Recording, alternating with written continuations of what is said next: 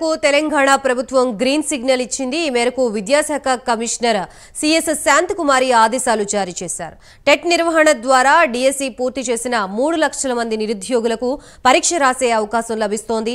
కాగా ఇప్పటికే 11,062 డిఎస్సి పోస్టులకు నోటిఫికేషన్ ఇచ్చిన ప్రభుత్వం టెట్ నిర్వహణకి సైతం ఆదేశాలు జారీ చేయడంతో నిరుద్యోగులు హర్షం వ్యక్తం చేస్తున్నారు.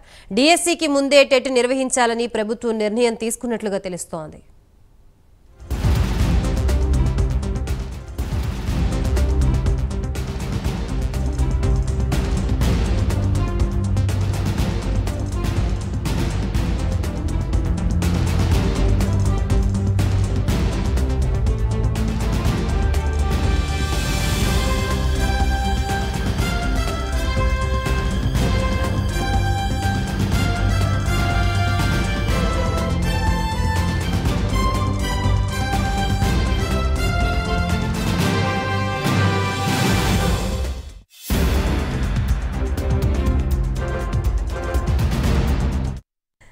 రైట్, మొత్తంగా నిరుద్యోగులకి ప్రభుత్వం గుడ్ న్యూస్ చెప్పింది. టెట్ నిర్వహణకి ప్రభుత్వం గ్రీన్ సిగ్నల్ ఇచ్చినట్లుగా తెలుస్తోంది. దీనికి సంబంధించి కంప్లీట్ అప్డేట్స్ ఇవ్వడానికి మా ప్రతినిధి నాగేంద్ర సిద్ధంగా ఉన్నారు.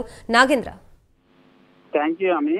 తెలంగాణ రాష్ట్రంలో కాంగ్రెస్ ప్రభుత్వం ఏర్పడిన తర్వాత నిరుద్యోగులకి వరుసగా ప్రభుత్వం గుడ్ న్యూస్ చెప్తూనే వస్తుందని చెప్పాలి. తాజాగా టెట్ నిర్వహణకు సంబంధించినటువంటి అంశంలో ప్రభుత్వం కీలక నిర్ణయం తీసుకుంది.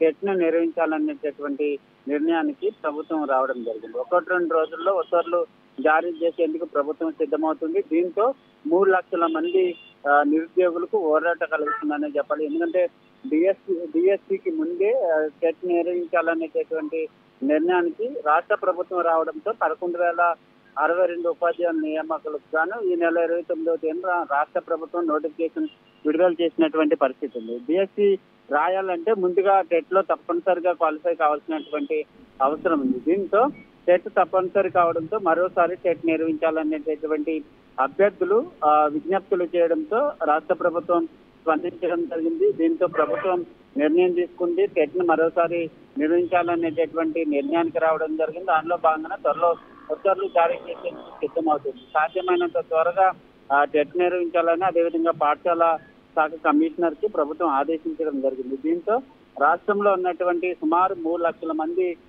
నిరుద్యోగులకు పోరాట కలుగుతుందనే చెప్పాలి. Right, thank you Nagendra.